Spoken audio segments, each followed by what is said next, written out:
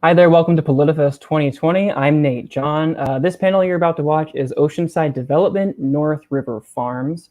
So just a little bit about Voice of San Diego as we get started here. Voice of San Diego is an investigative news organization, so we're working hard every day to keep leaders to account in San Diego, and we're also an explanatory journalism organization as well. We are a nonprofit, so we depend on members and donors like you to make sure that our work is possible, so thank you for your support, folks watching right now. We do take a moment at the beginning just to recognize our sponsors, otherwise PolitiFest would not be happening virtually. The Google News Initiative was a great supporter for this virtual event. The College of Arts and Sciences at USD underwrote all of our student tickets. So if you know a student, tell them because the tickets are free thanks to USD. The San Diego Foundation for supporting our community conversations, of which there are many. You can check those out at politifest.org on the schedule. And also thank you to Cox Communications, SDG&E, the Atlantis Group, the City of San Diego Retired Employees Association, City Heights Community Development Corporation, the San Diego County Democratic Party, and Business for Good. So thank you all for sponsoring PolitiFest from Voice of San Diego and making this happen this year. PolitiFest runs through noon on Saturday, October 3rd. So you have plenty of time to catch more panels and more discussions. Just go to politifest.org to get all of those details. Several sessions will be free throughout the course of the event, some also in English and Spanish. Recordings of all these sessions will be made available by noon the following day, so check back at politifest.org to catch all those, or come back to this platform where you got the panel initially, and that'll be there as well. Just make sure you can catch everything because we have a lot happening at the same time.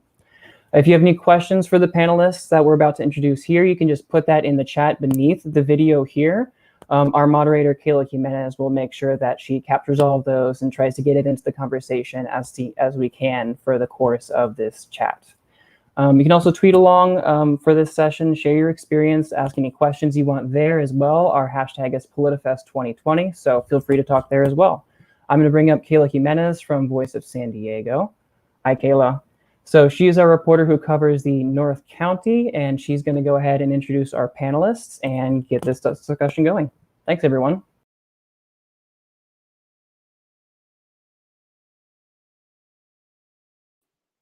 Thanks, everyone, for joining us. I'm Kayla Jimenez, our North County reporter for Voice of San Diego. We're going to be talking about the North River Farms panel today.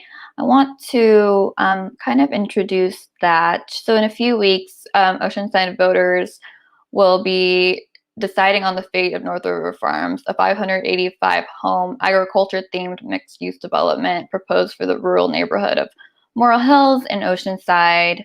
And the Oceanside City Council decided to place that measure on the ballot after a hard-fought effort by residents to collect enough signatures for a referendum. Depending on who you ask, it represents sprawl, or either sprawl or badly needed units that will satisfy the city's larger housing goals. I'm going to introduce a few panelists that we have here today who have been on either side of that debate. So with the Yes on Measure L campaign, it's Tanya Castaneda. Hi, thanks for having me. Hi there. And then from the North County YIMBY group is co-founder Catherine Ferguson. Hello. And retired professor of business economics and urban planning and Oceanside resident Dennis Martinek. Thanks for having me. And community advocate and Oceanside resident Kathy Carbone. Hello. Hi there.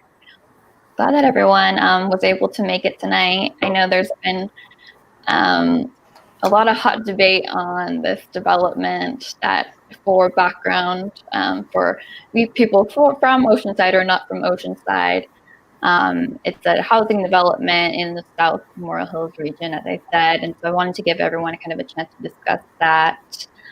Just for some background for people, and then I'll get into discussion. Proponents usually say that Oceanside needs the housing and that the property tax revenue would bring much needed improvements to nearby roads and infrastructure in town. And then one of the most frequent objections that I've heard is that issues with the evacuation if there were to be a fire in town on North River Road, congestion and concern, and then building on agricultural land.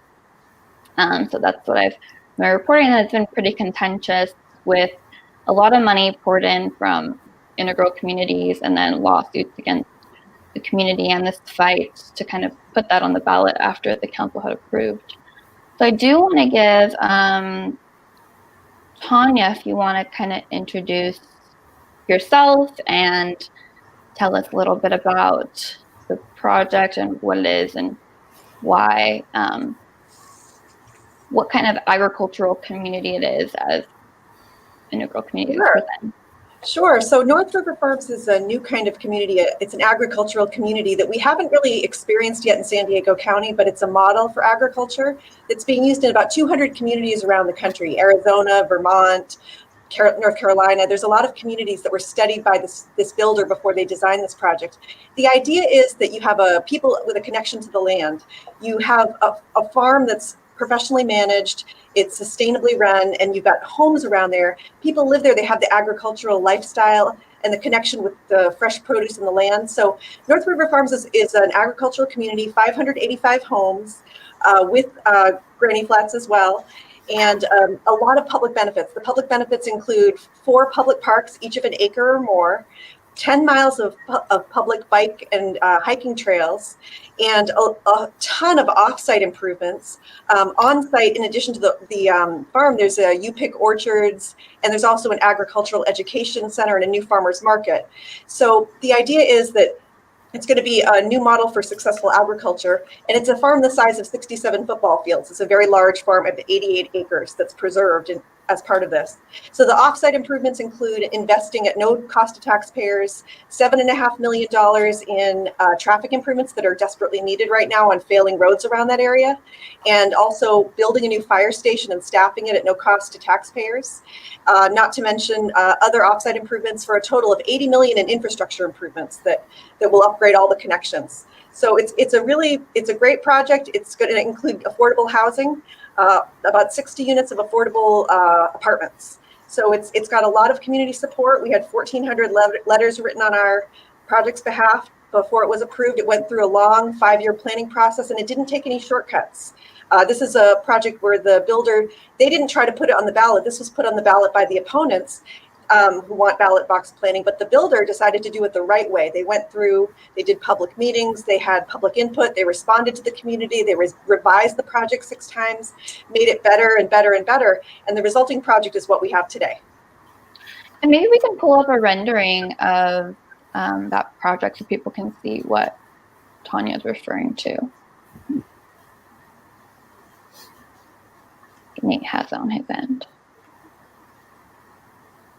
And I should mention, this is an infill project. It's surrounded by a lot of amenities, retail, an elementary school, regional park where they do Little League and Pop Warner. It's a great location, and the most important thing is it's half a mile from a transit center with 5 bus routes going through it. So it's smart growth, and it's a perfect location for it. Got it. Maybe Dennis or Kathy, you want to kind of chime in and talk about the opposition from the community to the project? Yeah, I will talk about that. So Tanya just mentioned that ballot box planning is the wrong way to do things. Our position is that Integral gave monetary donations to 3 or 4 city council members, and any objectivity was therefore taken away from this process. So under California law, we do have the right to referendum when something like this happens. We exercised that right. We gathered our signatures to get Measure L on the ballot. We did absolutely nothing wrong. That was recently just proven in court because Integral's principal, Craig Manchester, billionaire from Newport Beach, sued us for doing the referendum. We were found to have no wrongdoing, nothing wrong done at all. And the referendum gives the voters the right to make this decision, and that's what we're all about. We want to empower the voters. Dennis, you want to chime in? Yes, I'd like to add that this is not a farm project, and it's not compatible with farms. The project is 585 dwelling units. It's on agricultural land, 176 acres, and it's going to replace the farms that are there. So the farmland that is there will be replaced with this project. And if you could look at a true representation, and some of the greatest frustration in going through this process has been the misrepresentations from the developer. I realize that Tanya is only a public relations person, and she's repeating what she's told. But there've been lies that have been told, misrepresentations, and I think the pretty pictures that you're seeing just depict that. If Nate can show the farmland that's there now, and then that's what you've got right now. You've got farms. I'd like to respond to that. And well, let me finish. The next one, Nate, show what they actually have or what they're actually proposing. So on this farmland, this is what they propose. 585 dwelling units on a 2-lane road. It's going to say 2-lane. You have stacked flats in your lower right-hand corner, some 3-story high. You have over 200 dwelling units on the left. And it's a project that's going to cause all sorts of conflict with the area residents and the area farms. So it's not a good project. It is sprawl development. It's more than a mile from a bus transfer station, and it would be at least a mile and a quarter before anybody could get to there from inside their project. It's been designated by our staff as being sprawl development and not smart growth. But they lie. They say that it is, and they're going to be putting that information out, trying to convince people by repeating the misstatements. Tanya, if you want to respond, you can. Yeah, I'd like to first address the idea that this is protected farmland. There is absolutely no protection of the farmland right now. There is a tenant that is doing some farming on the site now, but at any point that underlying land use can be divided up into 2.5-acre estate lots like the one you live on, Dennis. And so that's called leapfrog development. It's not smart growth, and that's exactly the kind of community that you live in, but it's not the kind that we want for our generation who is looking for workforce housing. We want to have everything. We want great housing. We want it to be priced at a rate that working families can afford, and we want it to have affordable housing with it, and we want to have a connection to the land. And I don't think that's too much to ask. It's a perfect area for it, and preserving an 88-acre farm is huge. I just read about a farm in Oceanside that just went out of business, Cyclops Farms, because of the cost of water and the cost of land and the cost of doing business.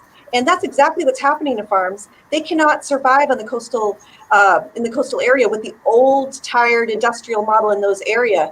In this area, this is creating a new model, and that's why we have farming advocates supporting it, like Luana Hallstrom. I mean, she is a multi-generation Oceansider, Oceanside born and raised. She's the granddaughter of Harry Singh, who was a big tomato grower. She strongly supports this. She says this is a new vision for how agriculture can be sustainable and can survive in this coastal environment. There is a group of farmers who are large landowners who want to sell their land for development, and they're trying to get the highest price. The reason it's zoned 2.5 acres is because that makes the economics favorable to agriculture. It makes the land value lower, and it makes it so that agriculture can continue, as it has for hundreds of years in this area. This is the last 12% of agriculture in Oceanside. And you want to develop, who you represent wants to develop 585 homes that are not affordable, $167,000 minimum income to get into them, in a fire zone and in a flood zone.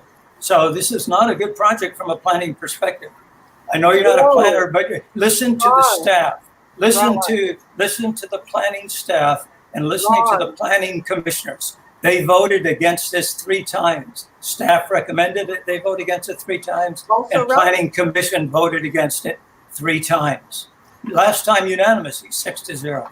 Wow. It's not a good project. That's actually true, Tanya. That's actually true. The dates were February 27th, 2017, January 28th, 2019, and May 6th, 2019. Recommended denial. Okay. From the planning staff. I want to address some of those false statements. May I, Kayla? Those are true statements. Tanya, go ahead. If everyone cannot speak over each other, that would be great. I'll cue who speaks, please. Tanya, go ahead.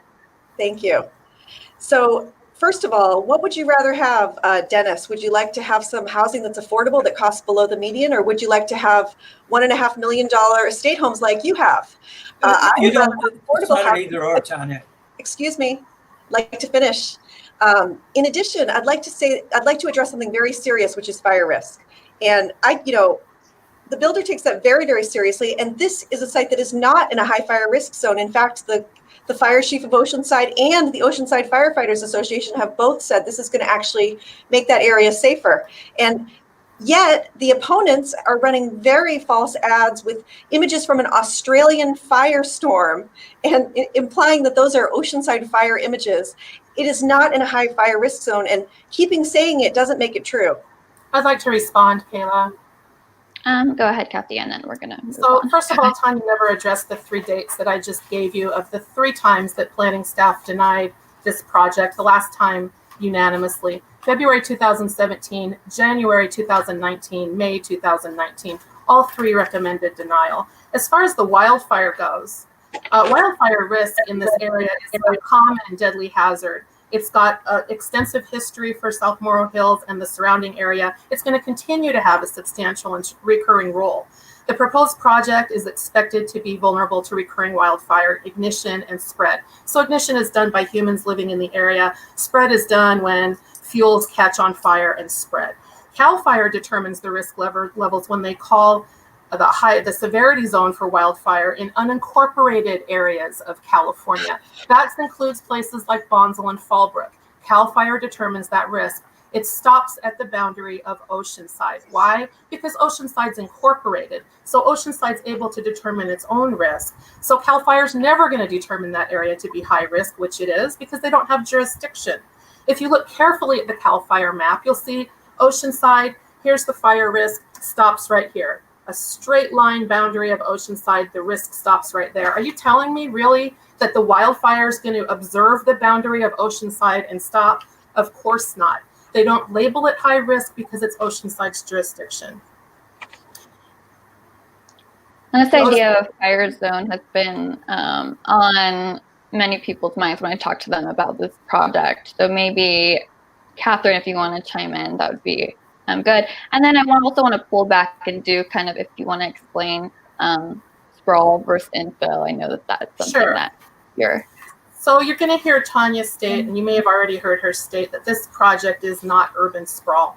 It actually is the definition of sprawl. So let's go over the definition of sprawl. It's not a half a mile away from a bus stop. That's not the definition of sprawl. By the way, the project's not a half a mile away. It's 1.2 or 1.6, depending on where you measure from. So that's a lie also. Sprawl is defined as converting open space that is far away from a city hub into housing. And it also has a net subsidy of taxpayer money. Your project, Tanya, is a sprawl project by definition. Residential development on rural land costs $1.60 for every $1 that is taken in of city taxes in San Diego County. The biggest environmental problem we face right now is urban sprawl. Sprawl is why cities are running out of money. Catherine Ferguson, do you want to reply to that? Yes, I actually was hoping to talk about the sprawl issue. Yeah. So we're not going to agree on how far away it is from a transit station. It's a very checkable fact. People can go look that up for themselves. I'm going to go with it's half a mile from transit. I actually looked up how far the affordable units are from the transit station. It's 0.8. They'll have an electric bike program. And if you want to pull up any of the maps we've been looking at here, all around the project is existing housing.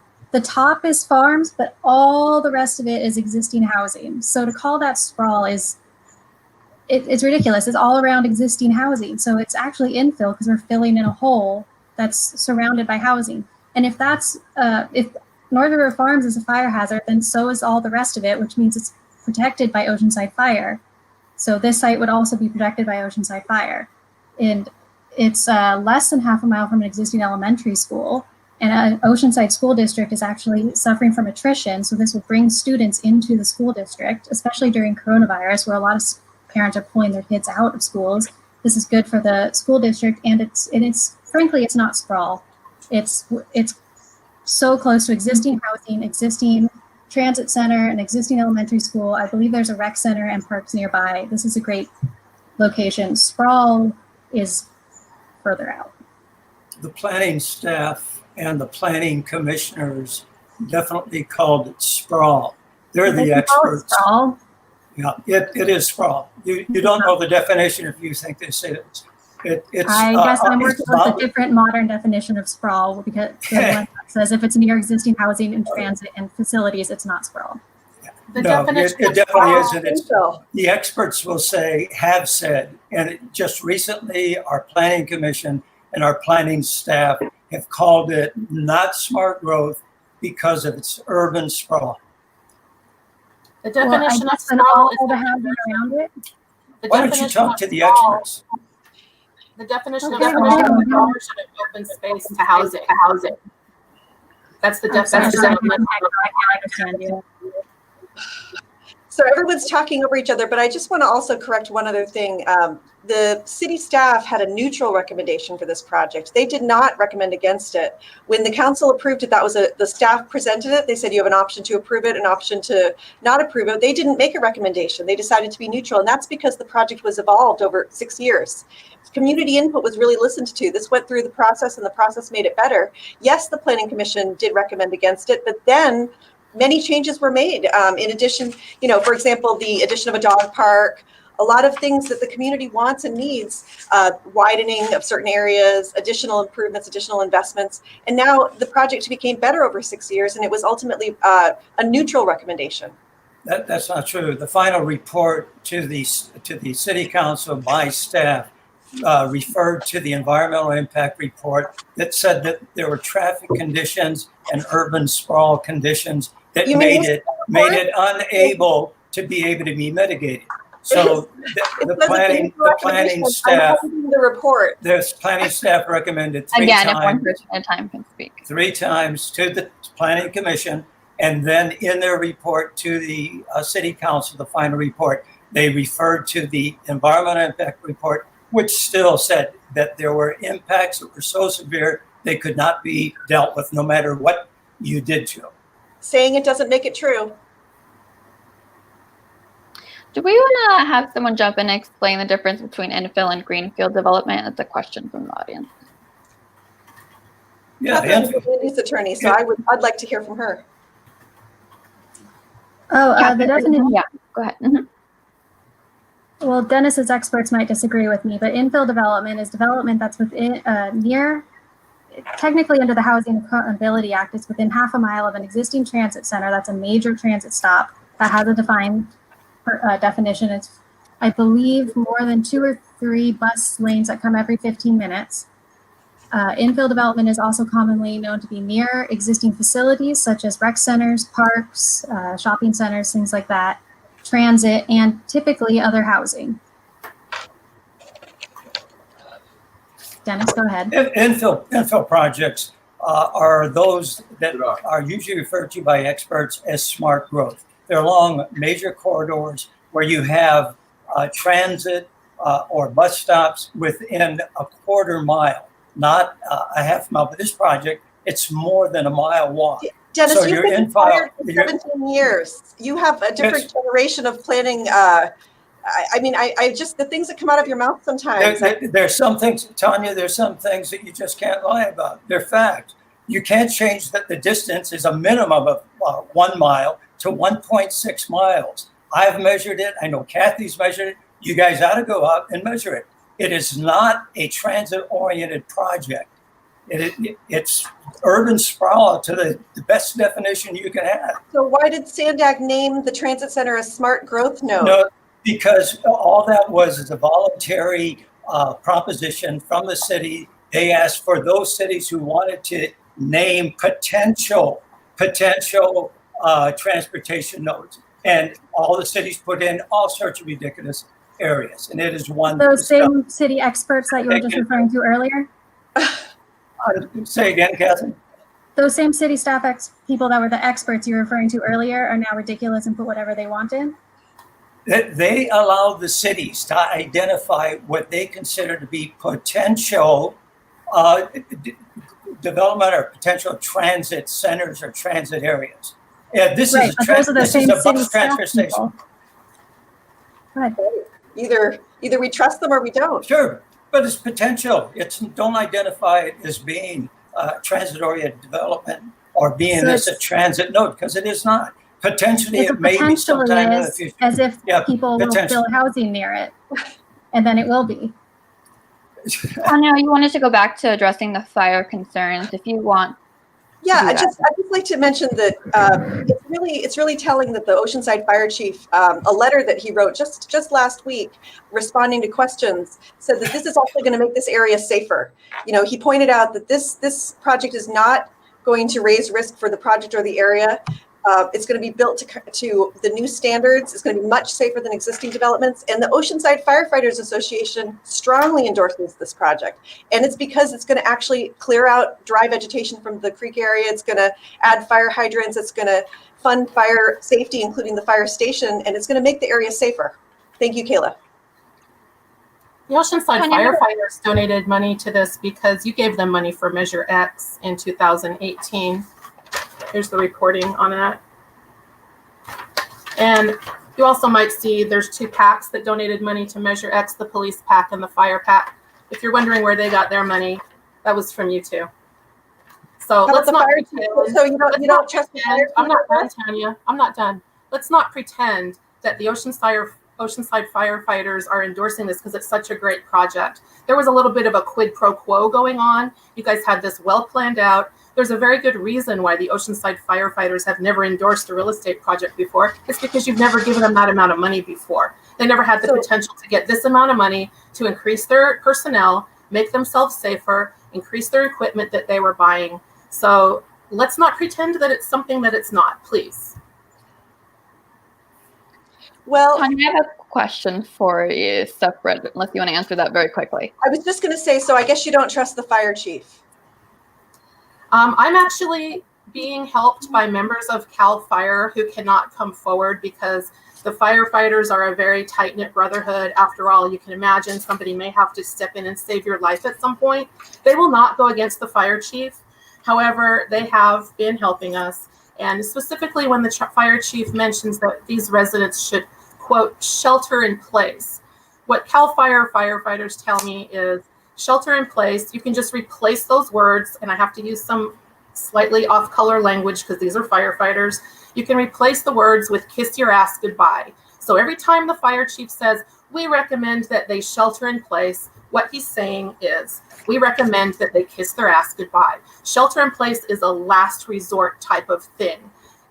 If you can evacuate, you must evacuate. And as far as your fire station with the trailer and the 2 or 3 guys and the fire truck in the lower southern part of the boundary of the project, if there's a wildfire, those firefighters are going to evacuate. They're not going to stick around and help the homeowners. They're smart enough to evacuate. They're going to reconvene with people outside the fire and fight it from another angle. This is from CAL FIRE. They cannot be public with these statements because you guys went ahead and made sure that the Oceanside fire chief endorsed you right away.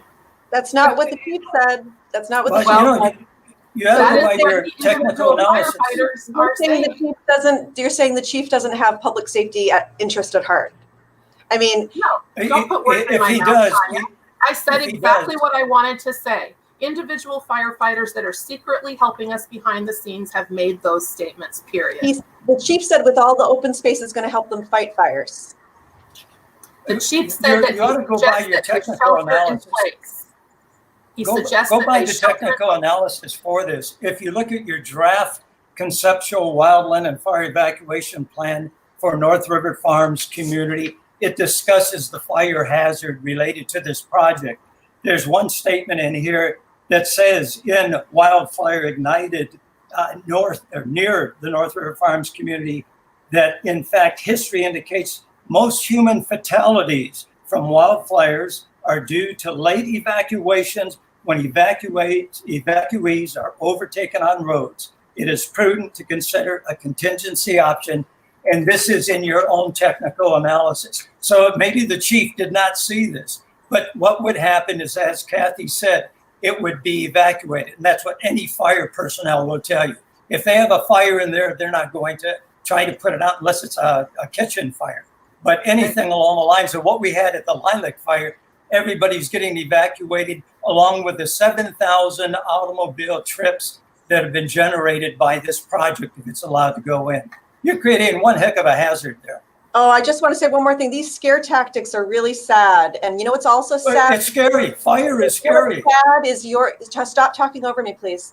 is you're using an Australian firestorm image on ads and making it look like that's Oceanside. That's so disingenuous and so misleading and scare tactic. Tanya, it's only a scare tactic if it's not true. We're warning people that people are going to die. What part of this do you not understand? You're going to build 585 houses in this project area on a 2-lane road that cannot be evacuated. Which will be wide into 4 lanes. Don't talk over me, Tanya. I'm not done. Don't talk over me. I'm not done. Admitted to by the Oceanside fire chief, cannot be evacuated. That means people are going to die. Right there, the project needs to stop. Which will be wide into 4 lanes. 2 lanes and 2 bike lanes, Tanya. Are you going to flee a fire on your bike, on your 10-speed? You have a mountain bike? More scare tactics. Just because you keep saying it's not it. a scare tactic if it's true. Okay, it's I'm not a gonna scare tactic if it's true. Clearly lots of debate about the fire project. Tanya, I have another question. How will this development affect farmers that are currently in that area? Will they be able to own their own land? Will they be able to what? Will they own their own land? Question from the audience. Own their own land. Well, we're here talking about a project on the site that was shown in the map that you showed earlier. We're not talking about the areas around it. But this is going to help farmers in the area by pioneering this model for agriculture. I talked to a woman who's a neighbor of the site, and she has, horse ranching and dog training, and she would love to have people living there to be able to offer, dog training and horseback riding lessons too. I've talked to other farmers who say that this is going to be a new model that will be more sustainable. A lot of farmers in that area don't grow products for consumption. So this is going to create a locally sourced food supply chain. So you have a lot of people growing ornamental plants or industrial agriculture where you're growing Brussels sprouts or something and then you're trucking it across the country to be packaged. So North River Farms is going to have on-site fruits and vegetables being grown organically, and they're going to be sold on site at the farmers market and farm to table restaurants. It's going to be great. Ask the experts again. The Farm Bureau recommends a 200-foot buffer between housing development like this and any farmland, any active farm. So the experts say that this project is not compatible with ongoing farming now. It's going to create so many conflicts that it'll chase farmers out of the area. I have a comment on the letters of support that you guys got. Tanya made a comment that there was 1,400 letters of support. I just went on the website earlier today for the city where they are listed and cataloged. There's 15 letters of support, and then there's 900 pages of this. This is a postcard that they took around, and it reads, I support the plans to fund, design, and build an expansion of the College Boulevard Bridge to 6 lanes, incoming traffic in the Arrowwood neighborhood as part of North River Farms. This is the letter of support. And notice how the expansion to College Bridge is the bolded thing. That's what people saw. Those are the 1,400, guys. The other ones are 15. There's 15 residents who wrote letters of support. Just so you know. I have a response to that. I went through those letters of support, Kathy, and I saw a whole bunch of postcards from the opponents, lots of identical postcards with the same identical stamp on it. So not only did the opponents pay for the postcards and pass them out, but they also paid to stamp them. So, I mean, that's a really disingenuous argument. And I also saw a lot of fake letters. I also saw a lot of fake letters from the opponents signed by people like the Taco Man and signed by Cheech and signed by Chong. I saw a lot of. Let's talk about the project. Let's talk about the project. Come on, let's not get it. Talk about the project. Kathy, thanks for bringing that up. Yeah, and none of that's true, Tanya. You're just going to lie about everything here because you're hoping people won't fact check you. You know what? I have PDFs of all of those postcards. They all have identical stamps. They're in the public record. Let me ask you something. You know the 58 affordable homes or 60 affordable homes? Do you guys have the option of paying in lieu fees instead of building those? Of course. Dennis, do you want to chime in? You can chime in now. Yeah, they do. Those don't have to be built. They can pay a relatively minor fee instead of building the housing. But going back to the conflict with agriculture, presently agriculture uses a certain amount of water. This project will use 2.37 times as much water as the present agriculture, which is growing lettuce and tomatoes and peppers. So again, another negative. It's just a bad project for our area. I'd like to see the agritourism and the agrivision take hold. I live across the street from a winery. Small farms are good. Other activities have been okayed in our area. The people who want to have animal husbandry, the people who want to do different kinds of agriculture. And that's what agriculture and farming is all about. That you have farmers, maybe even as old as me, Tanya, who have new ideas and have experimented with different ways of making products and crops sustainable, like grapes. Grapes take 1/5 the amount of water that avocados and many other crops take.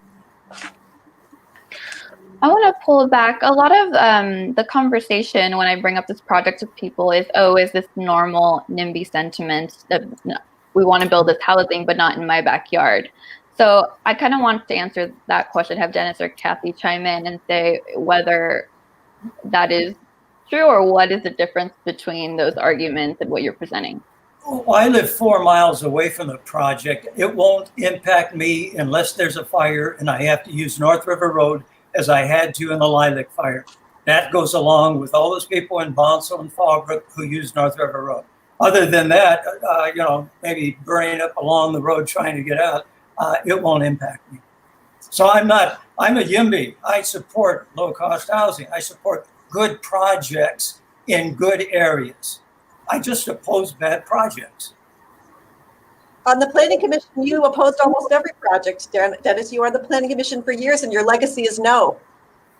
No, not true. You ask anybody, they'll say, I went for the good ones and I opposed the bad ones. Kathy, do you want to answer that question? Mm-hmm. Yes, we're so lucky to have Dennis on our team for No on L. He's got a lot of experience. He's got a PhD in urban planning. I really defer to him on these issues because he does know what he's talking about. And for you guys to sit there and say that the new generation of 20-year-olds somehow has more knowledge than these people that have years and years of experience is just blatantly ridiculous. As to me personally, I am not a NIMBY. I'm a real estate broker. I like good housing projects. The reason I'm opposed to this project is because I had to evacuate in the Lilac fire.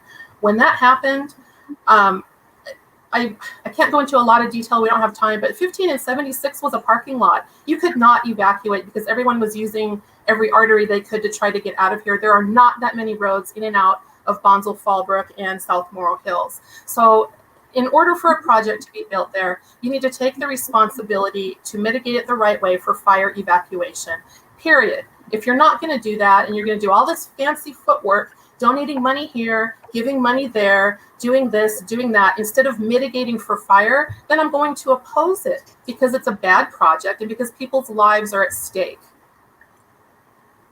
Thank you. Catherine Ferguson, you are on the North County YIMBYs. Do you want to talk about what your stance is on that and then what kind of impact this would have for North County generally? Housing. Sure. So yeah, North County YIMBY is a nonpartisan group. We support housing projects in the region because the California as a whole and the region in particular are in a housing crisis, and we need to be increasing the amount of housing. We don't support every single project, but we do support good projects, and we believe this to be a good project. Dennis may have a PhD, and I might be a 20-something that doesn't have nearly as much experience, but I am a land use attorney. I work every single day on housing. So I do like to think that I have some expertise in the field. Well, you have to listen to the experts at the city. They've identified all sorts of housing sites. Sure, Dennis, did you realize you want, or can I finish one sentence? Go right ahead. Thank you. We support this project because it's going to increase this housing supply in Oceanside in an area surrounded by housing. Since we're all holding stuff up, I will too. This is a map of Oceanside. The pink is the project. The orange is existing housing. Just to say this is a rural farm development. Look at all this housing. Like it's not out in the middle of nowhere. It's going to put housing where housing already exists.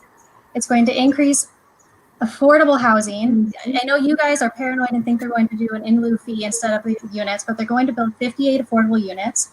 The rest of the houses are going to be single family, but they're going to have casitas or ADUs or granny flats, which can be rented out. They don't have to be owner occupied. So that's going to be, I believe, around 120 affordable units, which from a YIMBY perspective is a great project. And we do have to look at this as a regional view. We can't just look at it as what's in my backyard, what's going to affect me personally. I don't live in Oceanside, but I did grow up in North County, and I'm looking at the whole big picture, and we need housing. And then is it true that affordable housing is required in this project? And if so, what accountability is there? I haven't looked particularly, but if it's been approved with affordable housing, then they have to build the affordable housing. The in lieu fees comes much earlier in the process. It will be designed without the affordable housing if they're not going to build it. It's been designed with the affordable housing, so it's going to be built. They'd have to go back through the whole 5-year process of redesigning the process. I can see Kathy wants to say something. Yeah, actually, if you read the resolution that the city approved, the developer has the option to do the in lieu fee instead of building the 58 units. And that in lieu fee is much lower than building 58 units. So just from an ROI perspective, this guy's a billionaire. He's not stupid. He's going to make as much money as he can. He needs to pay Tanya. She costs a lot of money for PR. He needs to pay all his people and his supplies and this whole process, right? He's not going to build the 58 affordable units. He's going to take the in lieu fees. If you ever bought a car and the salesman was really good and convinced you of all kinds of stuff verbally, and then you sat down and your dad tells you, okay, whatever's in the contract is what you're going to go by. That's what can be enforced. Same thing here. The resolution says he cannot build the 58 and he can take the in lieu, and that's probably what he's going to do. Let's just be honest about it. There's not going to be affordable housing with this project. Okay. Kathy, you don't know that, and you don't know that. You don't know that. And if that were true, no one would build affordable housing. There would be no affordable housing projects if that were true. Right. Well, that's why you don't have enough affordable housing now. Is because we don't have enough housing, period, Dennis. We don't have enough of any types of housing. You know, Catherine, if you build housing in the wrong place, it costs the city in the long run, and it prevents more housing coming on the market. The city planners at their August 26th, so all of these 2019 meeting. Let me finish, Catherine. I respected your time. To the Planning Commission, the city planners emphasized that in addition to increasing the housing supply, state objectives require that cities promote infill development and the protection of environmental and agricultural resources and the encouragement of smart growth. This is not smart growth, Catherine. Agree to disagree, Dennis. Agree to disagree. You disagree with the experts. Not me, the ones I disagree with you. Okay. You're disagreeing with the facts. Yeah. Along with the concerns about the fire risk, there's also a lot of questions coming in about whether the development is in a flood area. I know, Kathy, you had mentioned that before, if both sides want to address that. Right. So the southern portion of the project is in a 100-year floodplain, and that just means that it's likely to flood 1% chance per year likelihood of flooding. What that's going to mean for people who live there is FEMA is going to come along and make you get flood insurance. This happened to me. Here's all my papers from FEMA. I had to go do this. It costs about $500 a year. So I've heard the project spokespeople state that they're going to actually put some sort of fill on the project so that it takes it out of the floodplain.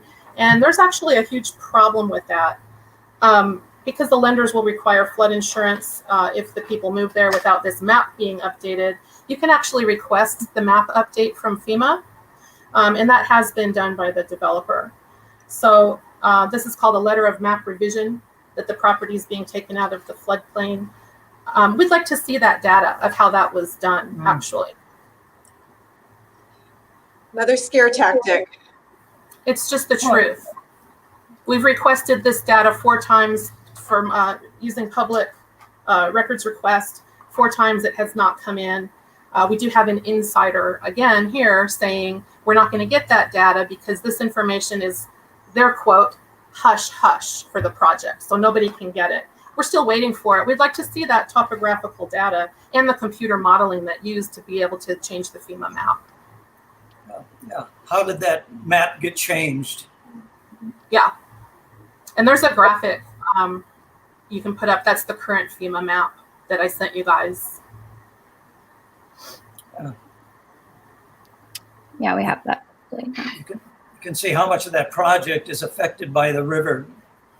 So in the blue area is called, it's hard to see because it's like really small writing on that, but the blue area is in what's called an AE zone for FEMA. So there used to be FEMA zones of A1 up to A30, and then your insurance would be adjusted accordingly as to which A zone you were in. They've recently switched that, so it's AE.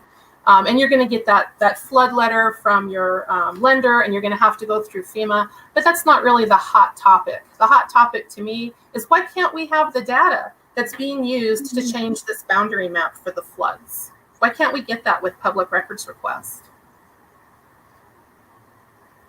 Tanya, did you want to address that? Wow, I don't know how I would answer that question. I'm certainly not in charge of processing public records requests, but you said 1% chance of flood. This is kind of a less tactic. 1%? Okay. Yeah, it's a 100-year floodplain. Okay, I'd like to finish my thought now. You know, with regard to fire, the fire chief said that all fire types represent less than 2% of their responses. You know, they do a lot of medical calls. Significant fires in new construction are rare. And, you know, the fire risk is really overblown. And now we're hearing about the 1% flood risk. Well, but it's valid because FEMA steps in with the map and says you have to have extra flood insurance. So that means there is a risk of it happening. Taking it a little further, Lake Henshaw Dam is upriver from North River Farms. It was built in 1922. It has a twin dam that was built at the same exact time by the same exact builder, Mulholland. And that dam is called St. Francis Dam, right outside of Oxnard. Both these dams are built with the same materials, the same designs, the same builder, the same everything, same year. St. Francis Dam was 2 miles farther away from housing than Henshaw and holding half as much water, and was 1,000 feet lower in height than Henshaw. So Henshaw's a little bit higher of a risk. St. Francis broke catastrophically in 1928, killing hundreds of people. And even though this happened outside of Oxnard, bodies were found at the Mexico border. They haven't still never found all of the bodies. So the break of St. Francis Dam is the greatest loss of life from a man-made disaster in California history. And the Henshaw Dam scores higher on every single risk factor than St. Francis did. So what does this do to the flood map? Once again, lives are at risk, lives will be lost. Why? Because they can't evacuate. Wow, this reads like a laundry list of all of the NIMBY opposition to every project that you don't want. You're finding everything you can, dams, floods. You're looking for reasons to not let more housing in your neighborhood.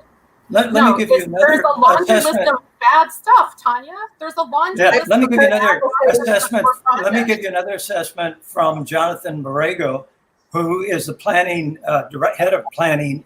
He's the head of building services. And what he said to the city, and Catherine, I know you'll be interested in this, is that Oceanside will be able to demonstrate adequate capacity to accommodate its regional housing needs assessment allocation for the next housing element through 2029 without projects that are not located in proper areas, such as North River Farms. We don't need North River Farms to provide affordable housing. Let's do smart growth along the proper corridors. And that's what staff, and that's what Sandag has been saying and begging for jurisdictions to do. That's why there's so much resistance to this project. I do actually have a response to that. So the current Oceanside housing element was updated in 2013. Since 2013, the state has issued laws that says cities have to demonstrate actual, probable, and feasible use of sites before they can allocate housing to those sites. The Oceanside Housing Plan currently allocates 1,700 units on sites that are currently developed with commercial uses that are being used. So they will have to be removed from the housing element. So you will be 1,700 units short based on the current. That's not true. That's not true. Okay, they just went through the housing plan. Content. Didn't you read it? It just happened a few months ago. It's your responsibility to argue these points to at least be updated on the technical analysis. And the planning staff and the planning director just did their housing plan. And in there, they went through the RENA assessments. And this is from their director, the director of housing services. There's adequate housing sites. They have been identified, and they are in now the current plan. Check it out. Have plans been submitted for those projects? Are they going to be built? They're just as likely to get built as Kathy thinks the affordable units on this project are. Until a developer shows interest in those sites, submits plans, gets through all of you, and then builds those sites, those are not housing sites. Or they're not housing units. Or a developer could come to the table with the members of the community and try to work with them and see what would work for everyone instead of steamrolling through a bad project like this that risks lives. Because once you say everyone's lives, once you say that, we're going to risk your life. You can't evacuate. People like me are going to step in. I'm just a community advocate. I'm just here trying to safeguard the community and protect the environment. So once you say that to me, I'm going to step in. And guess what? There's a bunch of people just like me. Another 124 people. Every project. And when you say that on every project. This is the first time I've taken an action like this, Catherine. So yes, proving that you're a NIMBY and you don't actually care about housing. I'm actually not a NIMBY. As I explained already, you're just not listening. And if you go back to the resolution for the city that they approved, you'll see that he can do in lieu fees instead of building affordable housing. Of course, that's what he's going to do. It's just common sense. It's just common sense. We have a laundry list because it's that bad of a project. It's not hard to understand. All right. Well, clearly there's tension between both sides of this project, and Oceanside voters will be deciding on that come November. We have 2 minutes left. If we could get a short 30-second why yes, why no from each person, we'll go through that really quick. Tanya, we'll go Tanya, Catherine Ferguson, Kathy Carbone, and then Dennis Martek. Go ahead. Sure. This is a project. It's a great project. It's more than half of the site is a farmland and open space. It's a really well planned project. It's going to produce locally grown food, fruits and vegetables for the community that we don't have now. It's going to have U-pick orchards. It's going to have an agricultural education center. It's going to have 10 miles of public biking and hiking trails, public parks, a new fire station, a lot of benefits. It's a great project. Thanks, Tanya. The North County NIMBY is supportive of the project because it will increase housing supply in the region. It's desperately needed housing in the region. It includes affordable housing. It's close to transit and other public amenities. And basically, it's a good project and we support it. Great. Kathy? The North River Farms is not adding farmland. It's not going to be adding 67 football fields of farmland. It's going to be taking 95 football fields of farmland away and putting housing on it. So it's just, you need to do the fact checking on everything that everyone said here. I urge you to do that if you're an Oceanside voter. No on North River Farms and no on Measure L. And Dennis. Can you hear me? My screen just went bonkers. Can you hear me? Yep. Okay, great. Common sense, you tell us that you don't build a project in a floodplain and on a fire evacuation route. You don't replace prime agricultural land with 585 units. We would lose 176 acres of farmland. This project is not good. It has so many problems that are identified in the technical analysis. It's why the Planning Commission denied it 3 times on the advice of the planning staff. It is not a good project. So I hope people don't look at the fluff that they're getting from Integral. And you see nothing but green in the advertisement that they put out. All right, Dennis, I'll wrap it up now. Thank you all for joining me and discussing the project, and then we'll see how everything goes. Thank you. All right, thank you for that lively debate, panelists. And thank you everyone who stuck around for the entire session. Be sure to check out the following sessions for PolitiFest that start tomorrow. We'll be starting at 5 o'clock going through Friday, and also a lot of panels as well on Saturday. So check it out at politifest.org. If you ever get lost in the event site as well, just always go back to politifest.org. You can find everything there as well. Thank you to everyone who came today, who showed up, and